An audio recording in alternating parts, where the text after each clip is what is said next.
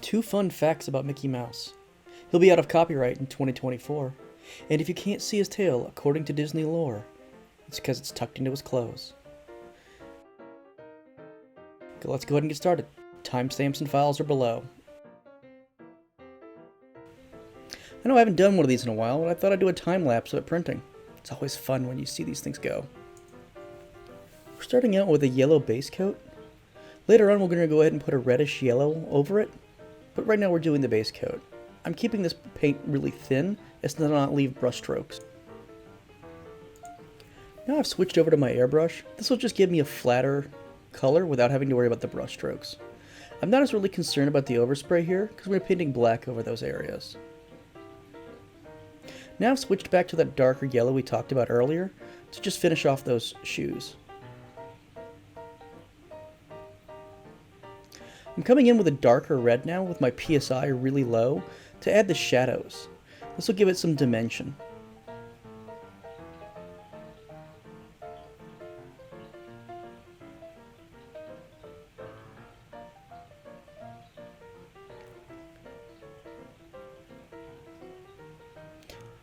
I'm going to start adding it to more areas on the model, just to go ahead and feather it in now. Make it look a little bit more natural.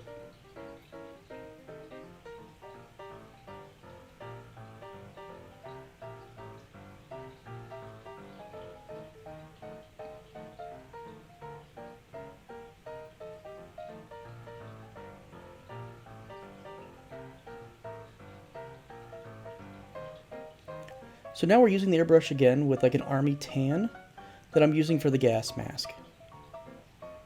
Just trying to put a nice even coat over the entire mask itself.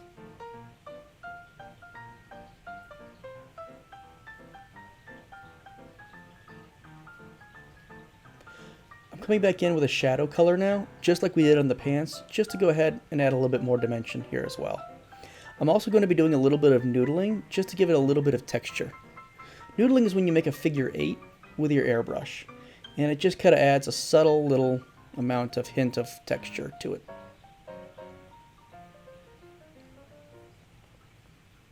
So I'm adding white now in the top area, just so I can add a highlight to the mask itself.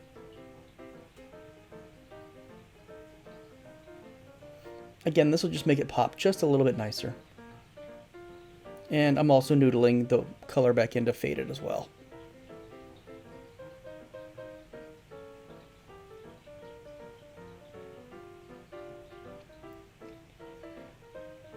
So I'm using a traditional flat brush here, just to paint on white over the overspray of the red. And I'll put several coats of this on. You want thin coats so as not to leave strokes. And I'm using the flat edge of that brush right against Mickey's body, just to get a nice clean brush right there. I'm using that same brush now to go ahead and paint the black areas. Now we save black for last because it will cover everything. So you need to be really careful with this. You don't want to get it anywhere you don't want it. So take it slow and make sure you have just the right amount of paint on your brush. You don't want it too wet or too dry. Too dry, you're going to leave a lot of strokes, and too wet and it will run everywhere. And don't be afraid if it just isn't quite solid enough on its first pass. You can always do multiple coats.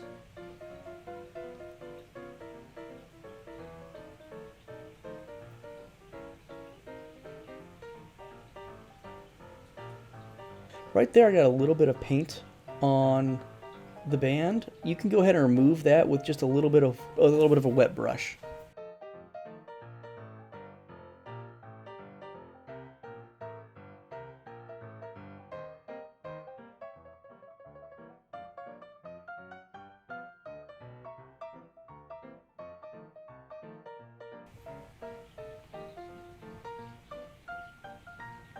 And I'm using that same technique now on the front of the gas mask.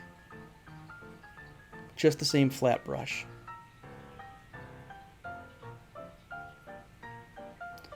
The only brushes I really used for this were my airbrush, this flat brush here, and then in some small areas which weren't captured in camera, a number 6 round brush.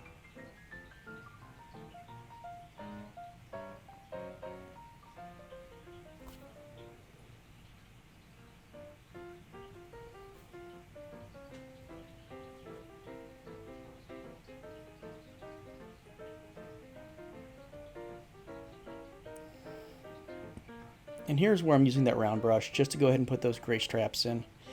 If you get a little bit onto the black like I did there, just touch it up with a little bit of black basically when you're finished. It will cover anything you need.